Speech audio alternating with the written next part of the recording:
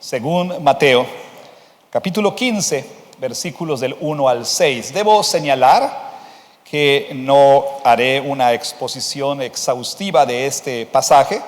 Si usted desea una exposición más detallada y más a fondo del texto, puede ir a nuestro sitio web y ahí en la pestaña que dice recursos, poder buscar en donde dice sermones de Mateo, una exposición un tanto más detallada del pasaje.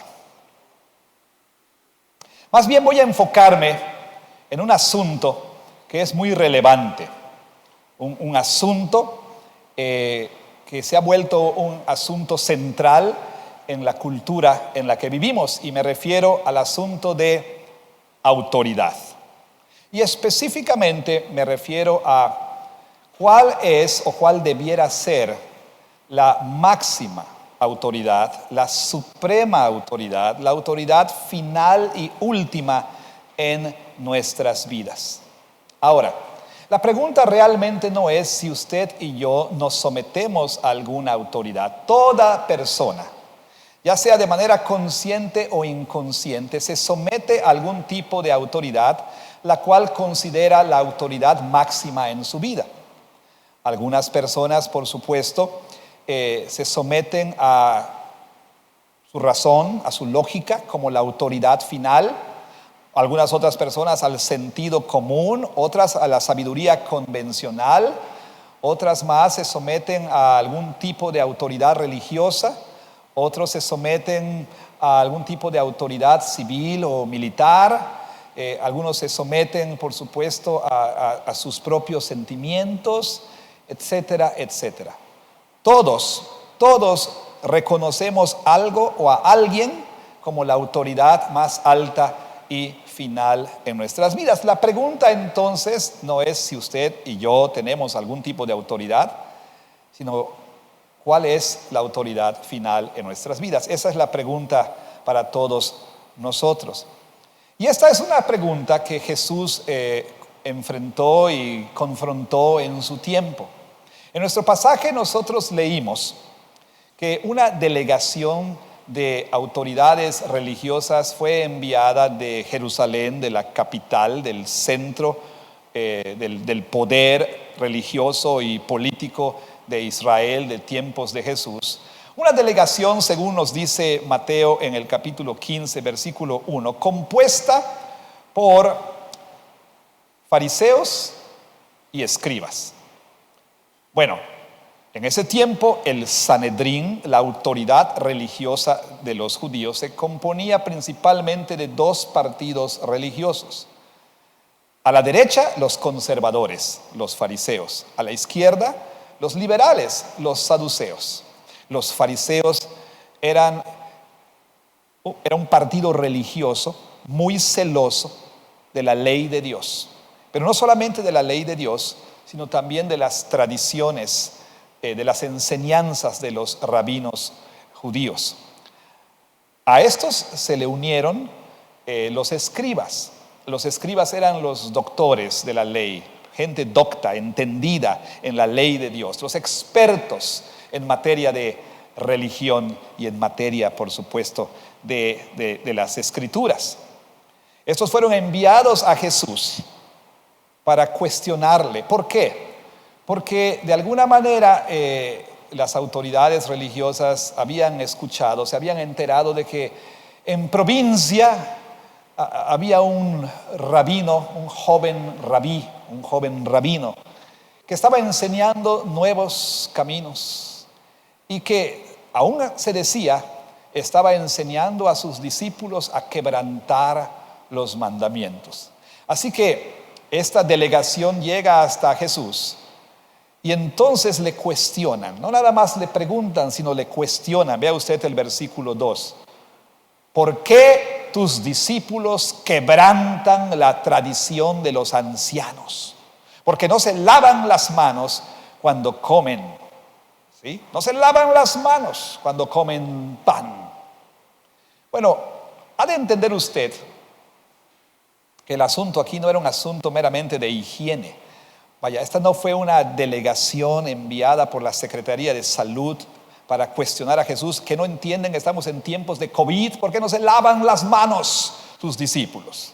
¿Por qué no se ponen gel antibacterial? ¿Por qué no se desinfectan? No era un asunto aquí de higiene nada más. El asunto era que los discípulos de Jesús aparentemente no estaban siguiendo ciertas tradiciones que requerían que toda persona observara algunos lavamientos rituales. Verdad sea dicha, en la ley del Antiguo Testamento a los sacerdotes se les prescribía cierto tipo de lavamientos litúrgicos, rituales, para poder ser ceremonialmente limpios, para llevar a cabo sus funciones sacerdotales en el santuario, en el templo. Pero de alguna manera a esto se le fue añadiendo otro tipo de enseñanzas que requerían que no solamente los sacerdotes observaran este tipo de lavamientos rituales. Así que entonces, noten ustedes, estas personas reclaman a Jesús. Pero lea con cuidado. Lea lo que dice el versículo 2. ¿Por qué tus discípulos quebrantan qué? La tradición de los ancianos. El reclamo no fue: ¿por qué tus discípulos están quebrantando las escrituras? El reclamo fue, la acusación fue: ¿por qué tus discípulos están quebrantando la tradición de los ancianos? Y esta tradición de los ancianos, ¿qué era? Bueno, una continua enseñanza oral, es decir, enseñanzas pronunciadas, no escritas, de los maestros de religión de Israel, que, bueno, constituían una base para la vida, para la religión. Y como dicen algunos comentaristas, ciertamente se basaban estas tradiciones orales en el Antiguo Testamento, pero iban más allá del Antiguo Testamento, mucho más allá. Y entonces, poco a poco, estas enseñanzas orales fueron puestas por escrito en lo que se conoce como la Mishnah, que son las tradiciones añadidas a la escritura, interpretaciones de los rabinos. Ahora, el problema es este. Noten, por favor, que el cuestionamiento a Jesús es este: ¿por qué tus discípulos quebrantan la tradición? ¿Por qué tus discípulos quebrantan las tradiciones de los ancianos? Y esto entonces nos alerta al hecho de que poco a poco, para estos maestros de religión, para estas autoridades religiosas, las enseñanzas, las interpretaciones y las tradiciones religiosas de los ancianos de Israel, de los maestros de Israel, del magisterio, si ustedes quieren, poco a poco se fueron convirtiendo en algo que era tan autoritativo como la palabra de Dios misma. Es decir, pusieron estas tradiciones a la par con la escritura. Y verdad sea dicha, pusieron las tradiciones aún por encima de la escritura. La preocupación de esta delegación era que estos discípulos de Cristo estaban quebrantando no la escritura, sino la tradición la cual ya era considerada como autoritativa. Bueno, el asunto aquí entonces, el asunto al que se enfrenta Jesús es precisamente un asunto de autoridad. ¿Cuál debe ser la autoridad final? ¿Cuál debe ser la autoridad última? Aquí tenemos un contraste, un agudo contraste entre tradición y la palabra de Dios. Ahora, no nada más hay este contraste entre la tradición y la palabra de Dios. No, por supuesto que no. Aquí hay un contraste entre dos autoridades, de las cuales se derivaban, por supuesto, la palabra de Dios y la tradición. Dios, o como dice Jesús, la tradición de ustedes. La tradición de ustedes. Ahora, es importante que nosotros podamos notar también cómo responde Jesús. Vea el versículo 3. Respondiendo él les dijo: ¿por qué también ustedes quebrantan el mandamiento de Dios por su tradición? ¿Notan ustedes qué está haciendo Jesús? Jesús no está negando la acusación. Jesús no está diciendo: les malinformaron. No, mis discípulos no hacen tal cosa. No, quien les dijo eso miente contundentemente. No, nosotros jamás hemos quebrantado las tradiciones de los ancianos. No, jamás he enseñado a mis discípulos a quebrantar las tradiciones de los ancianos. No puedes creer todo lo que lees en las redes sociales. Te malinformaron. Eso es fake news. Es fake news. Nadie está aquí quebrantando ninguna tradición. No, Jesús realmente admite, reconoce de manera implícita cuando dice: ¿por qué ustedes también quebrantan? Bueno, nosotros estamos quebrantando, de acuerdo a ustedes, sus tradiciones, pero ustedes, les dice Jesús, están quebrantando los mandamientos de Dios. Note usted el contraste aquí en la respuesta de Jesús. Sí, es cierto, estoy quebrantando la tradición, pero ustedes están quebrantando los mandamientos de Dios. Y les voy a poner solo un ejemplo, dice Jesús, de cómo ustedes quebrantan la ley, los mandamientos de Dios, la palabra de Dios, por causa de su tradición. Y entonces Jesús dice lo siguiente. Vea usted versículo 4. Porque Dios mandó diciendo: honra a tu padre y a tu madre, y el que maldiga al padre o a la madre muera irremisiblemente. Pero ustedes dicen: cualquiera que diga a su padre o a su madre, es mi ofrenda a Dios, todo aquello con que pudiera ayudarte, ya no ha de honrar a su padre o a su madre. Así han invalidado el mandamiento de Dios por su tradición. Jesús les pone este ejemplo de cómo ellos estaban quebrantando la ley de Dios. Miren el quinto mandamiento, dice Jesús: honra a tu padre y a tu madre. Todo hijo tiene la obligación dada por Dios de honrar a padre y a madre hasta el último de sus días, hasta que padre y madre fallezcan. Y eso, por supuesto, incluye velar por el bienestar material de padre y madre, velar por que padre y madre tengan lo necesario y tengan recursos. Esto quiere decir, de manera explícita, ayuda financiera a papá y a mamá, o según sea el caso. Ahora, la gente en tiempos de Jesús buscaba maneras de evadir esa responsabilidad. Así como las personas se las ingenian para evadir al fisco, también, por supuesto, estaban ahí ingeniándoselas para evadir la responsabilidad, pero querían hacerlo de tal modo que pareciera que no estaban quebrantando el mandamiento de Dios. Y así entonces los maestros de Israel idearon formas ingeniosas de darle la vuelta al mandamiento. Y entonces se desarrolló algo que se conoce, y Marcos lo menciona en su evangelio, como corbán. Sí, corbán, en términos sencillos, era un juramento que una persona hacía, separando, consagrando, dedicando algo para el uso exclusivo de Dios. Y una vez consagrado aquel algo, pues ya nadie podía hacer uso de él porque le pertenecía a Dios.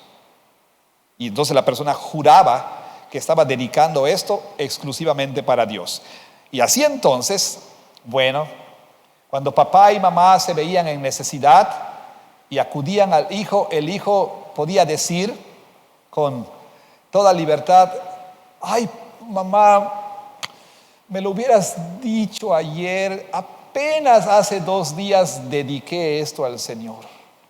Yo te hubiera podido ayudar, pero ya lo consagré al Señor.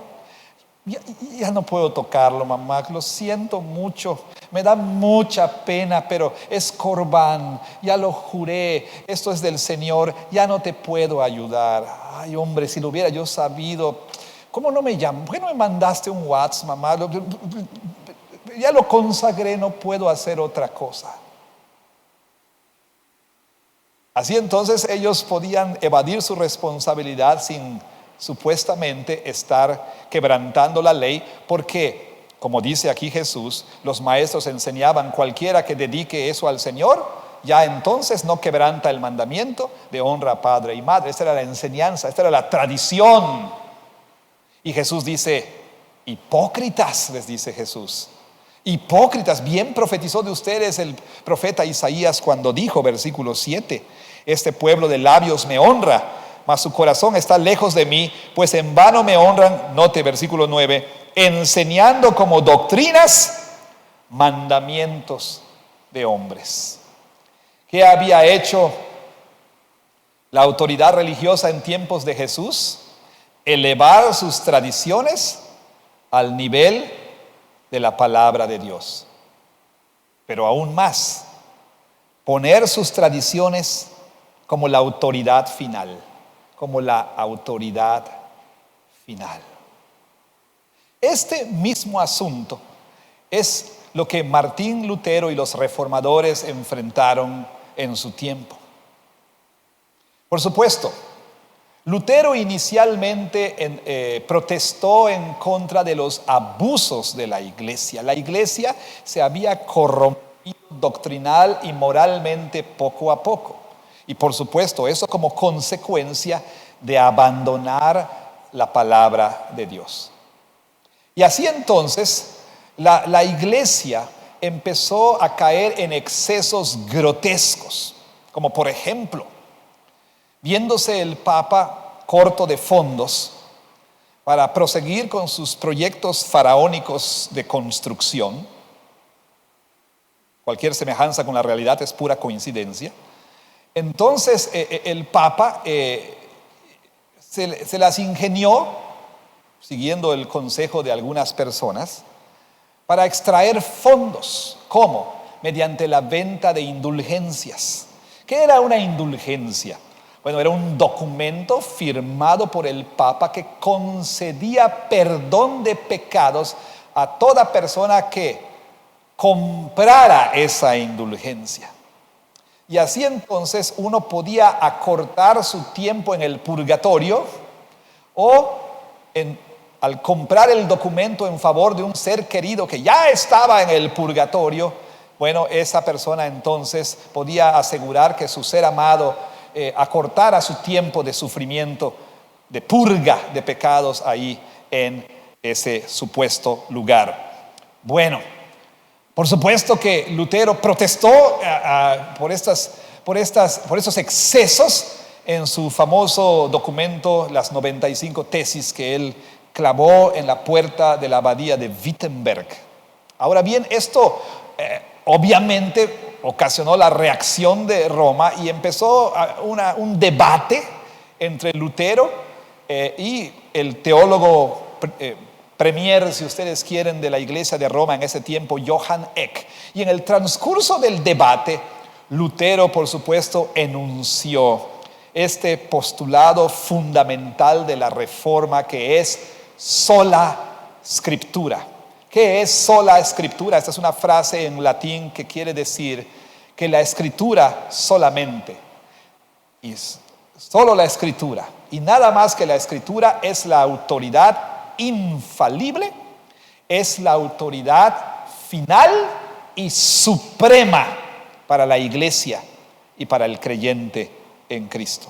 No hay una autoridad que esté a la par o por encima de las escrituras. Ahora bien, en tiempos de Lutero, la iglesia había, como ocurrió en tiempos de Jesús, había reemplazado la autoridad de las escrituras, la autoridad suprema y final de las escrituras, con otras autoridades. Es muy importante que nosotros entendamos qué quiere decir sola escritura. Los reformadores nunca dijeron que no hay otra escritura, pero no hay otra autoridad sino solo la Biblia. hay otras autoridades.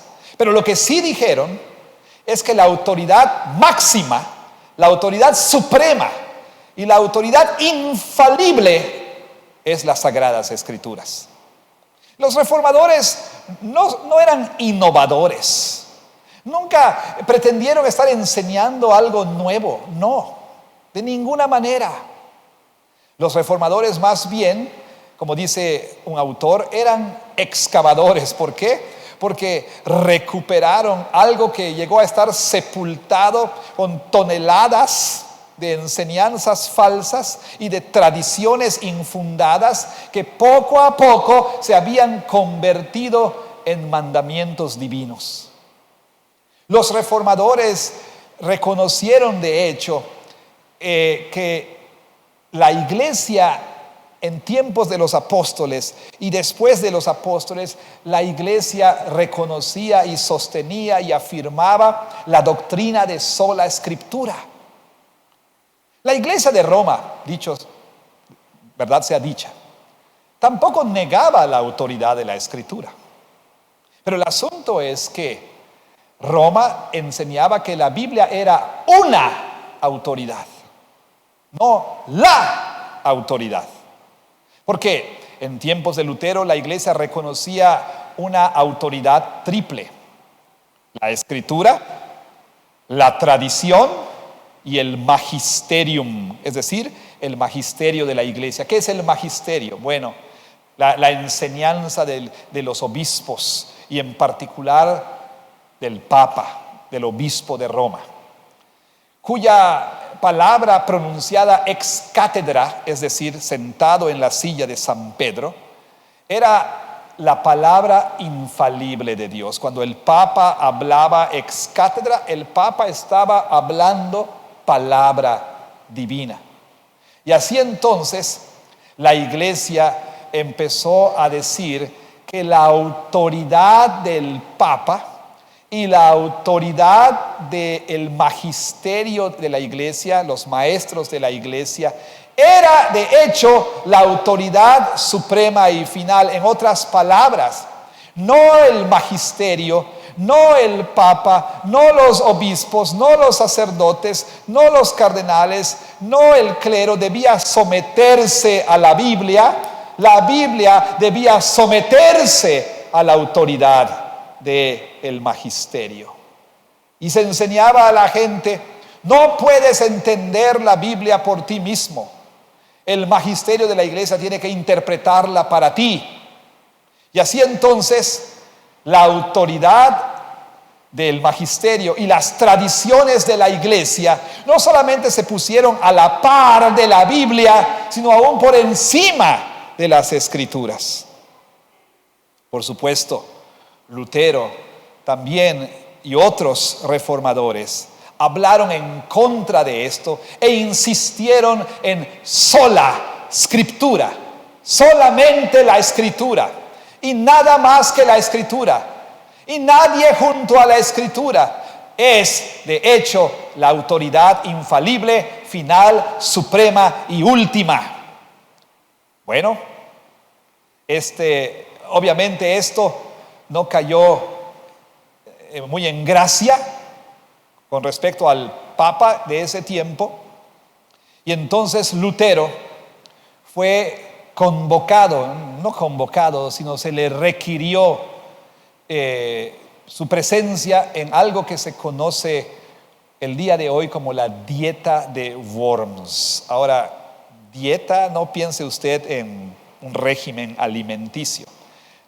El término dieta y la etimología es debatible, pero bueno, se refiere a una reunión que ocurre en determinado periodo de tiempo en la que hay sesiones diarias para debate, sobre todo para debate teológico. A esta dieta de Worms se le conoce así porque ocurrió en el poblado, la ciudad de Worms en Inglaterra. Worms dicen, se pronuncia. Y entonces a Lutero se le requirió su presencia. Allí estarían las máximas autoridades. Estaría, por supuesto, un representante papal, pero también estaría el mismísimo emperador. El emperador del Santo Imperio Romano, como se le conocía en ese tiempo, Carlos V. Bueno, algunos conocen el chocolate, no me refiero al chocolate, sino al emperador de 21 años, Carlos V. Lutero entonces comparece ante este tribunal. Sus escritos están sobre la mesa, ¿sí? Y entonces se le pregunta a Lutero si él reconocía esos escritos y si aceptaba que eran sus escritos. Y Lutero, por supuesto, dijo: sí, estos son mis escritos.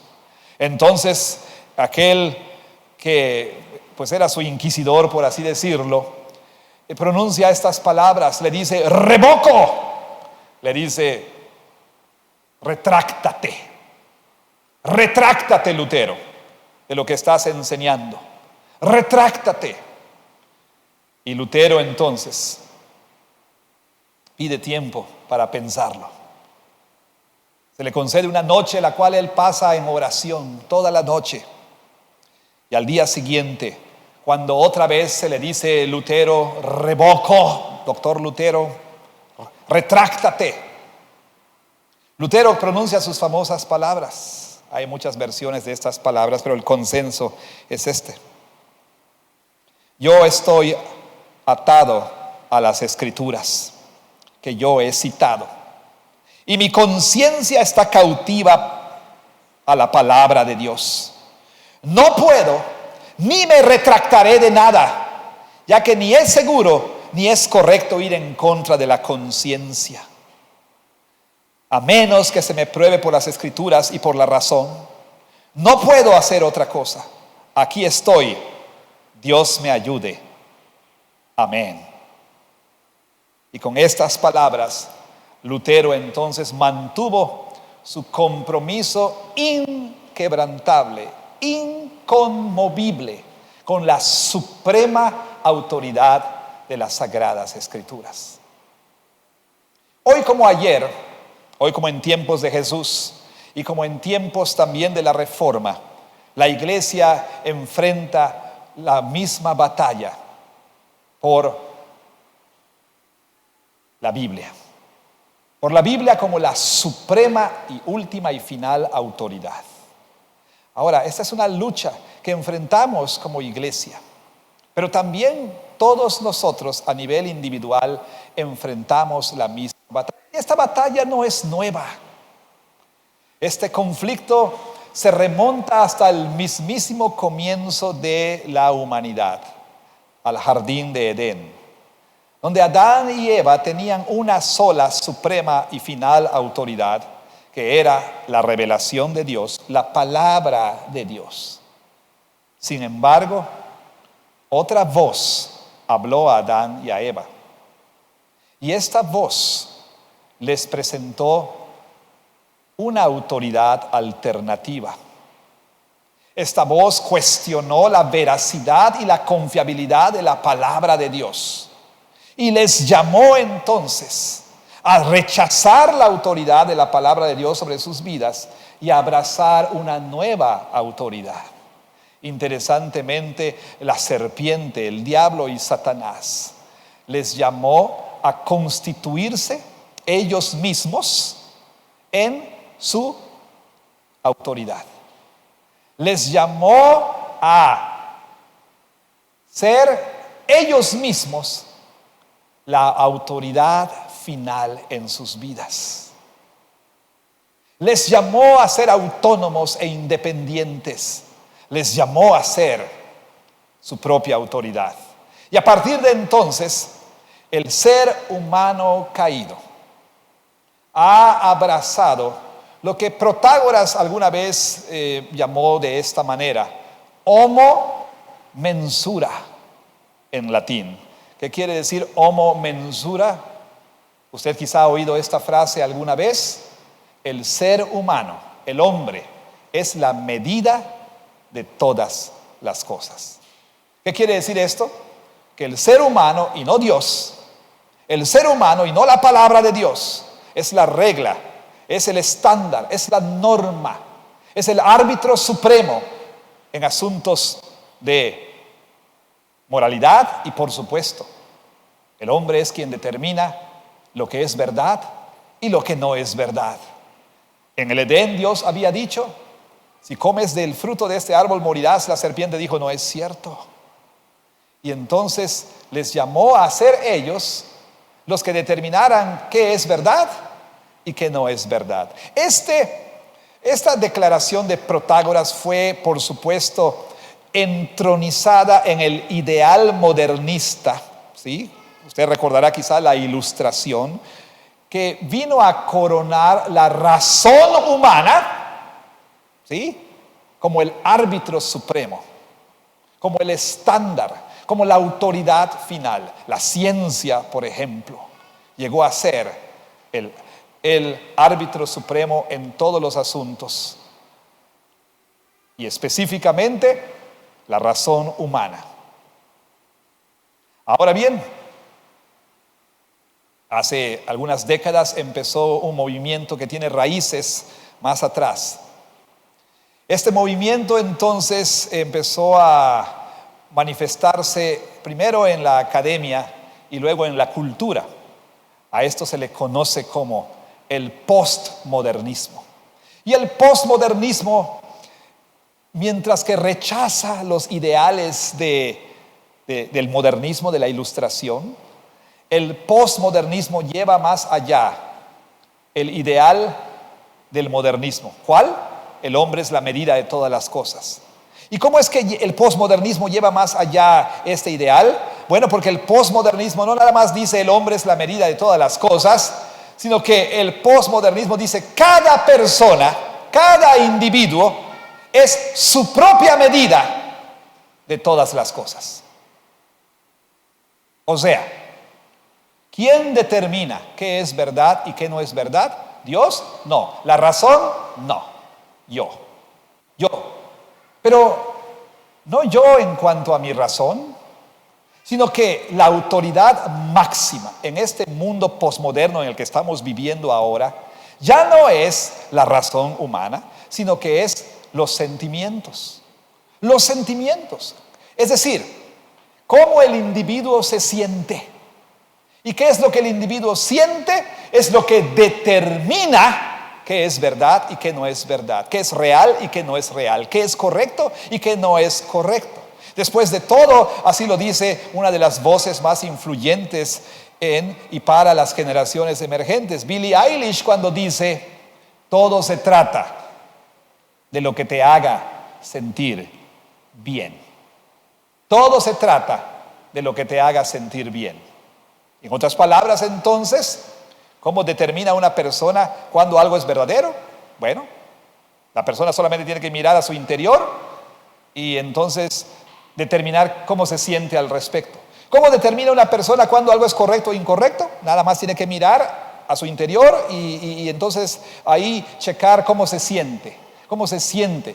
Y si te sientes bien, está bien. Si te sientes bien, es correcto. Si te hace feliz, entonces eso está bien. Bueno, en nuestro tiempo, los sentimientos están aún por encima de la razón y, por supuesto, por encima de la revelación divina. El día de hoy enfrentamos como iglesia y enfrentamos como individuos la misma batalla. ¿Quién va a ser la autoridad final? Usted oye todos los días voces que compiten por ser la autoridad suprema en su vida. Y algunos, consciente o inconscientemente, nos hemos sometido a esas voces. Es decir, como decía al principio, como lo mencioné al principio, algunos entonces tienen como autoridad final el cómo se sienten. Algunos tienen como autoridad final a un influencer. Algunos tienen como autoridad final tal vez su experiencia personal. Algunos tienen como autoridad final lo que sus padres dicen y así por el estilo. Ahora, la pregunta para nosotros como creyentes es esta: ¿es la Biblia, es la palabra inspirada, inerrante, infalible, suficiente y confiable La palabra escrita de Dios. Esa palabra, como dice el apóstol Pablo en 2 de Timoteo 3, 16 y 17, que salió de la boca de Dios y que por obra de su Espíritu fue puesta por escrito por autores humanos sin error alguno, y que la tenemos en las Sagradas Escrituras, es esta la máxima, suprema y final autoridad para usted. La misma pregunta tenemos que hacernos como iglesia. ¿Es la Biblia, es la palabra de Dios, la máxima autoridad para nosotros como iglesia? El día de hoy, como ayer, la iglesia enfrenta ataques en su seno. Personas dentro de la iglesia cuestionando la autoridad de las Escrituras. Hoy, como ayer, la iglesia se ve en necesidad de una reforma.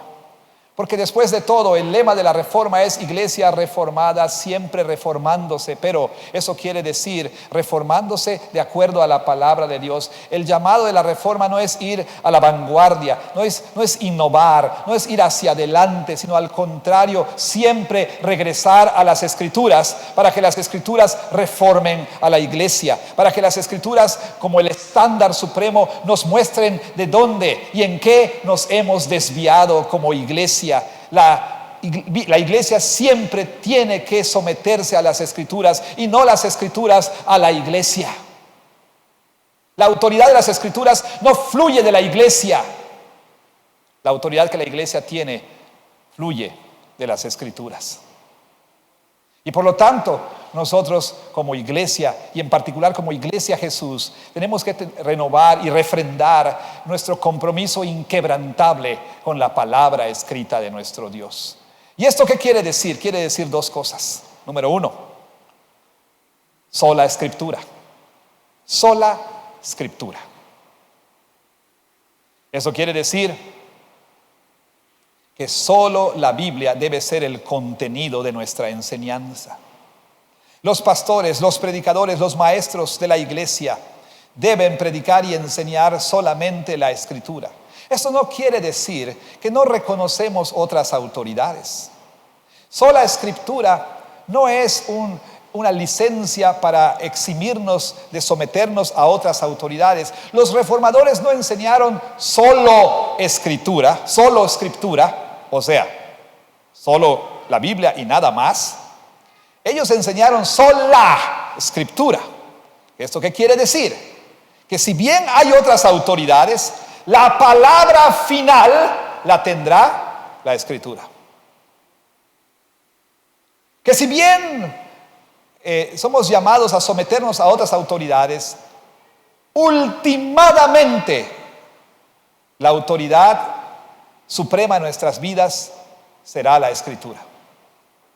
No reconocemos la interpretación que tenemos de la Biblia como infalible. No reconocemos la enseñanza del pastor o de algún otro maestro como infalible. Solo la Escritura es infalible. ¿Y eso qué quiere decir?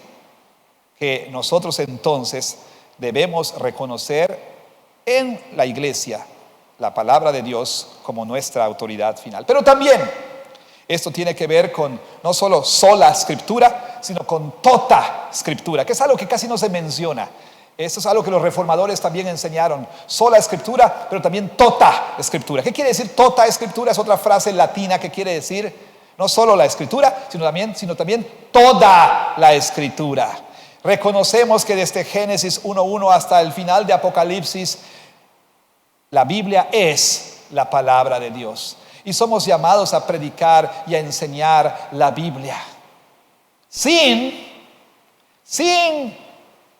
que nosotros escojamos y sin que nosotros discriminemos. O sea, al predicador de la palabra y a la iglesia no se nos da la licencia de escoger en la Biblia entre lo que nos gusta, Y entonces el predicador no puede decir, no voy a predicar este pasaje porque no conviene a nuestros intereses o porque voy a ofender a las personas. No, si predico este pasaje voy a ofender a los que más dinero dan a la iglesia. No, si predico este pasaje voy a estar ofendiendo a las feministas, a los abortistas, voy a estar ofendiendo a la comunidad LGBTQ, voy a estar diciendo algo políticamente incorrecto. Mejor no predico este pasaje. No se nos da licencia para ello. Es sola escritura y tota escritura. Como herederos de la reforma debemos nosotros refrendar ese compromiso. Y aquí entonces hay que evitar dos extremos como iglesia y como individuos. Un extremo es el individualismo. Los que han malentendido sola escritura dicen, yo no necesito nada más que la Biblia y yo. El Espíritu Santo y yo. No necesito la iglesia, no necesito las enseñanzas de la iglesia, no tengo por qué ser miembro de ninguna iglesia, no tengo por qué someterme a ninguna autoridad eclesiástica. No, solo la Biblia y yo. Jamás los reformadores quisieron decir tal cosa. Como le he explicado, de hecho, los reformadores fueron de regreso a la enseñanza fiel de los padres de la iglesia. Se sometieron a los credos de la iglesia, se sometieron a la enseñanza de la iglesia, cuando la enseñanza de la iglesia era una enseñanza fiel a las escrituras. Por otro lado, el peligro siempre presente en la iglesia es, cuando no abrazamos sola escritura, es el tradicionalismo. El mismo peligro que enfrentaron los israelitas y la gente en tiempos de la Reforma. Es decir, elevar las tradiciones de los ancianos, las tradiciones al nivel de la Escritura. Y de pronto en las iglesias es posible que interpretaciones o también es posible que costumbres y prácticas se eleven a un nivel que no les corresponde y las tradiciones se vuelvan tradicionalismo. Es decir, que también nosotros empecemos a decir a las personas, ¿por qué quebrantas la tradición? Oye, en tu reunión no terminaron con el voto de la sociedad, ¿por qué quebrantas la tradición? Oye, mira, es que pusimos el canto de la doxología no al final, sino antes, ¿por qué quebrantas la tradición? Y entonces podemos nosotros empezar a elevar prácticas y costumbres a un nivel que no les corresponde. Y así entonces, hermanos, tengamos cuidado, porque sin darnos cuenta, prácticas familiares en nuestras familias se pueden convertir en palabra de Dios. Sí, yo sé que la Biblia dice esto, pero a mí mis papás me enseñaron otra cosa. Sé que la Biblia dice esto, pero así me enseñaron, ¿no? Y entonces también prácticas eclesiásticas se pueden elevar a un nivel que no les corresponde. Cuidado con esto. Ahora yo le pregunto a usted a un nivel individual para regresar al principio y concluir este sermón. ¿Cuál es la autoridad final en su vida? Confesionalmente, como iglesia y como individuos podemos decir la palabra de Dios. Sí, yo creo en sola escritura. Pero cuando se trata de decidir, yo sé que dice la Biblia, pero ahorita no me conviene hacer lo que la Biblia dice. Sí, yo creo en sola escritura. Pero cuando se trata de enfrentar alguna situación, prefiero hacer caso a mis sentimientos, a mi sentido común, prefiero hacer caso al consejo de un amigo, prefiero hacer caso a algo que he escuchado aquí o allá. Prefiero seguir mi razón, prefiero seguir mi experiencia. Prefiero seguir aquello que es conveniente. ¿Cuál es realmente la autoridad? Pida al Espíritu de Dios que este día le ayude a ser honesto. ¿Es la Biblia la palabra final en su vida?